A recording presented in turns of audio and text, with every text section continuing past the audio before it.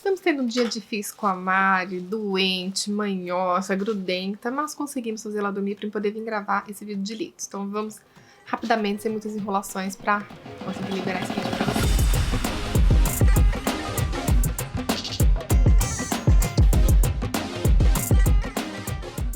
Eu li o total de 7 livros, até um número razoável para dizer que estou passando por um momento muito apertado, né? Arranjei um serviço, então esse mês que passou, né, tive que me adaptar novamente à nova rotina, mas estou conseguindo ler, porque tem um horário razoável de almoço, eu até volto de ônibus, então até conseguindo ler, mas ainda assim tá um pouco apertado. Mas tô conseguindo fazer algumas leiturinhas. Eu finalizei Armadilhas do Amor, da Christina Lauren. Ele já saiu vlog, então também não vou falar muito, tá? Ele foi publicado pela Faro Editorial. Basicamente, vamos acompanhar a história de uma protagonista que ela trabalha para um casal famoso já há alguns anos, há uns 10 anos mais ou menos. E esse casal é conhecido na mídia, vamos dizer, né, mundialmente, porque eles são um casal modelo, eles lançam livros, eles mexem com reforma de casa, enfim. Então todo mundo se inspira nesse casal, o casal modelo. A gente vê aquele casal modelo, mas na vida real as coisas não são bem assim. Então a gente acompanha os bastidores da vida desse casal e a protagonista se virando nos 30 para poder trabalhar para eles e ao mesmo tempo começar a analisar o tempo que ela viveu com eles, para eles, e o que ela acabou perdendo para poder cuidar da vida própria dela, os sonhos que até então ela tem deixado de lado para poder cumprir, para prestar serviço para esse casal, e até então já se passaram mais de 10 anos e ela não conseguiu realizar nada da vida dela pessoal, então a gente vai acompanhando esse trajeto da vida da protagonista. Mas vai acabar entrando um engenheiro para trabalhar para esse casal também, e esse engenheiro vai abrir a mente ainda mais da protagonista e vai ajudá-la a se encontrar, se situar na vida dela, e, enfim, dar uma organizada tanto na vida dela como desse casal maluco que a gente acompanha na história. Mais detalhes confiram aqui no vlog. Foi um livro que eu gostei bastante, principalmente pela protagonista conseguir se libertar, se encontrar, né? Pensar mais nela ao invés das pessoas ao redor dela, sabe? Eu gostei disso bastante.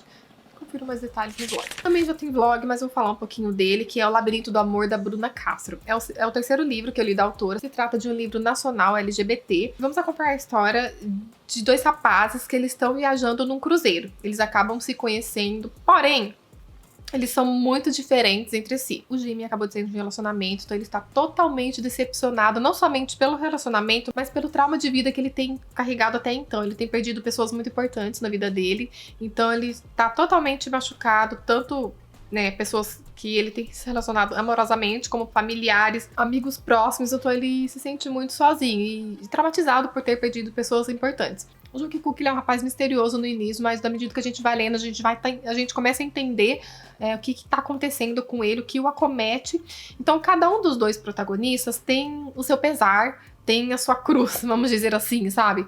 E eles vão se conhecendo, eles vão compartilhando suas dores.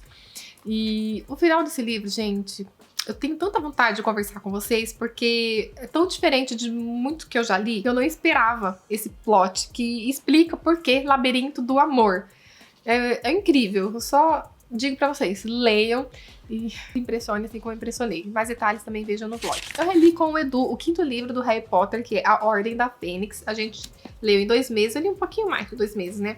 Mas não tem nem muito o que falar. Eu, igualmente, amei a releitura desse livro. O que eu posso dizer pra vocês? Esse é um dos livros mais polêmicos da série, porque é a fase que o Harry tá mais revoltado, aquela fase adolescente, então muita gente não tem paciência com ele. Que ele tá chato e tal. Mas a questão é assim, gente, não tem como não se compadecer mediante tudo que o Harry tem passado até então e que ele ainda vai passar. Ele tem perdido não somente os pais dele, mas pessoas importantes na vida dele. E tudo que ele fala, ninguém acredita. Tudo acontece justamente com ele. Ele é o bode expiatório, infelizmente. Voldemort, né, tem ele na mira. Então tudo que acontece, e ele conta para as pessoas. E ele tenta ajudar as pessoas, então as pessoas, sabe, não dão muito crédito pra ele. Então ele luta praticamente sozinho. Aí tem hora que ele chuta o pau da barraca, fala, eu tô aqui, põe meu pescoço à prova, e sabe, vocês não ficam tirando onda da minha cara, vocês não acreditam em mim, sabe, eu vi pessoas morrer aos meus pés, principalmente no livro anterior, que é o Cálice de Fogo, sabe, vocês levam isso como uma piada, vocês acham que eu tô brincando? Enfim, então, Eu acho que todo momento da vida de alguém tem uma hora que o ser humano chuta o pau da barraca, dá aquela revolta, sabe, contra o mundo. E é o que a gente encontra nesse livro.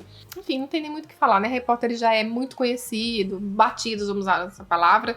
Mas eu amo, tenho muito amor por essa série. Eu li pro desafio dos membros Terra e Cinzas, do Atiq Rahimi. Gente, eu amei esse livro, ele é muito curtinho, ele tem menos de 100 páginas. Ele se passa com um pano de fundo da guerra do Afeganistão. Mas não presenciamos ou acompanhamos a guerra, mas uma parte da consequência, tá? Vou tentar contextualizar bem pouquinho, porque o livro é muito curto e eu não posso dar spoilers, então toma muito cuidado. Vamos acompanhar a história de um avô que está com o seu neto, vamos dizer assim, numa beira de estrada, para ficar mais fácil para vocês entenderem, esperando a hora certa de um caminhão passar, para esse avô ir visitar o filho que trabalha nas minas. Então ele tá lá com o netinho dele, o netinho tem hora que pede água, tá com fome, aí o avô fica indo lá na guarita, pedir alguma coisa pro guardinha, no comérciozinho perto. Mas o que aconteceu? Esse neto dele ficou surdo devido às consequências da guerra. Não vou entrar em muitos detalhes, tá? Foi por causa da guerra que esse menininho ficou surdo. E esse menininho, ele acha que o mundo ficou silencioso. Ele não sabe que ele ficou surdo. Ele acha que o mundo, de repente, ficou silencioso. Então ele vê o avô dele falando, ele fala, nossa, mas tudo de repente ficou silencioso. E o avô, sabe, não tá com coração pra explicar, porque aconteceram algumas coisas ainda piores, né, com essa guerra, consequência, e ele não tá com cabeça. Então a gente acompanhando ao decorrer do livro os sentimentos desse avô, desse homem. Ele tem uma missão a cumprir, ele vai lá pra visitar o filho dele, né, trabalha nas minas, e ele tem uma missão, só que ele não sabe como chegar lá pra cumprir essa missão. E então, em vários momentos, ele fica permeando, pensando como que ele vai agir, como que ele vai falar. E além disso, para cuidar daquele menininho, do netinho dele. E é uma história muito dolorosa. A escrita do Atiq, ele é muito simples, muito fácil, sem enrolações. Ele é direto ao ponto, mas é extremamente doloroso. A gente lê e a gente sente a dor do personagem. A gente parece que entra na mente do personagem e se compadece, tá do lado dele, fala, eu no seu lugar também não saberia o que fazer, não saberia como agir, sabe? É uma situação tão difícil pela qual ele vai ter que passar e lidar dali pra frente, que não tem como não se compadecer, sabe? Eu amei esse livro, ele cumpriu as expectativas que eu tava para o livro da Atiq, que foi o primeiro que eu li dele, eu tenho outros, e eu recomendo demais, gente, recomendo demais, muito, muito, vou ler muito rapidinho, dá pra ler num dia, eu terminei numa noite. Eu não vou fazer vídeo sobre ele, que ele é muito curtinho, não tô com tempo pra ficar fazendo resenhas. Vlog já tá difícil, imagine resenhas, mas quem quiser saber mais, puxa papo comigo aí que eu conto, que eu converso, enfim. Faço uma pesquisa mais aprofundada, mas eu indico sem medo, vocês vão amar, tá? Tem alguns gatilhos de dor, só pra deixar avisado. Também concluí o livro que eu li, que foi sorteado no potinho no mês retrasado, que foi o livro Os Cinco Anéis do Musashi. E, gente, ele também é um livro curtinho, foi rapidinho de ler. Eu pegava ele num dia para ler a meta da semana. E olha, foi o livro mais maluco e mais nada a ver que a gente leu lá no grupo. Nós lemos em poucas pessoas, em uns 6, mais ou menos, 6 e 7. Mas a maioria, acho que só falta uma concluir, pelo menos até esse momento no vídeo. Falta uma concluir. E pensando, eu até lembrei que eu tenho que fazer o sorteio do livro. Vou fazer mais tarde para eles. Todo mundo concluiu. Por mais que tenha sido o livro mais maluco, mais nada a ver, que não tenha acrescentado praticamente nada, todo mundo concluiu e deu que falar também no grupo. E vamos acompanhar a história do Musashi. Na verdade, esse livro de não ficção foi o próprio autor Miyamoto Musashi que escreveu. Ele aqui, vamos dizer que é um livro didático em que ele explica as estratégias de luta dele. O livro é separado em 5 partes, tá? Vai sair vlog, então também não vou entrar em tanto detalhe, ainda vai sair. Mas, enfim, ele é separado em 5 partes, água, fogo, terra, água, enfim. E cada parte ele explica mais ou menos o método da estratégia dele. Então o livro, muitas vezes, ele é bem técnico, ele realmente explica lutas de espada longa, espada curta, de corpo, em posição em relação ao sol, tal. Mas ele também faz algumas associações com a vida do cotidiano, nossa vida real, então dá para extrair uma ou outra coisa. Mas o livro, ele é muito técnico, realmente para quem quer pegar um manual para aprender a lutar com espadas. Então a gente leu assim, como o pessoal do grupo falou, é um livro que não vai acrescentar em nada. A partir do momento que você fechou, você já vai esquecer, porque mas dificilmente você vai ficar decorando as técnicas, né, para você lutar, sendo que não é o nosso propósito. Vamos dizer que é um livro para você cumprir o check, valeu a indicação, mas pelo que eu tanto ouvi falar do Musashi, eu vou dizer que eu esperava um pouco mais. Por último, eu li Chuva de Papel, da Marta Batalha. Esse livro eu recebi da Companhia das Letras. Também vai sair vlog, então não vou falar muito, porque eu quero que vocês confiram o vlog, tá? Esse livro, ele é nacional e ele se passa no Rio de Janeiro, na época da pandemia, nos anos 2020. Eu não tenho aqui. 2020, lá no início da pandemia. Então, a gente vai acompanhar pelo ponto de vista de um jornalista. Bem no começo do livro, ele tenta se suicidar. E não dá certo esse suicídio dele. E para se recuperar das consequências que ficou desse suicídio, ele vai passar um tempo na casa de uma senhora que é conhecida de um amigo dele. E essa rotina com essa senhora começa a pôr os dois meio à prova, porque um bate de frente com o outro, eles pensam totalmente diferente. E vou confessar pra vocês que eu achei o personagem extremamente chato. Gente, extremamente chato. Tem um plot que aconteceu aqui no meio do livro que a culpa foi dele. Eu acho que a culpa foi dele. E eu não sei como que a história passou batido, sabe, nisso. Como se ele não tivesse papel nenhum nisso. Eu fiquei um pouco assim, sabe? É uma coisa bem parecida com o que eu li em outro livro da Cristina Lauri, que eu comentei esses dias, sabe? Que eu fiquei um pouco com o pé atrás. É a mesma coisa, as pessoas cometem algumas coisas e não sei como que nos livros não é investigado, sabe? É passado batido. Eu fico meio assim, mas enfim. Mas é interessante porque nós vemos situações que estamos acostumados, principalmente a ver na mídia. Como jornalista, no jornal que ele trabalha, ele tem que relatar, principalmente assassinatos. Então ele relata que no jornal dele, às vezes eles têm que aumentar ou dar uma pequena inventadinha para poder vender os jornais, vender histórias, senão como que eles vão sobreviver? Eu fiquei até pensando, né, para comparar a vida real. Mas enfim, é um livro que ele vale a pena. Em alguns momentos ele é parado, mas em outros momentos ele dá um chacoalhão na gente por essa realidade brasileira. A gente se identifica com a nossa vida cotidiana, com o nosso trabalho, com o que a gente vê na mídia. O autor aborda ideais políticos. Eu fiquei pensando até se ela não acabou passando a opinião dela através da escrita, através dos personagens, né? Porque foi bem partidário.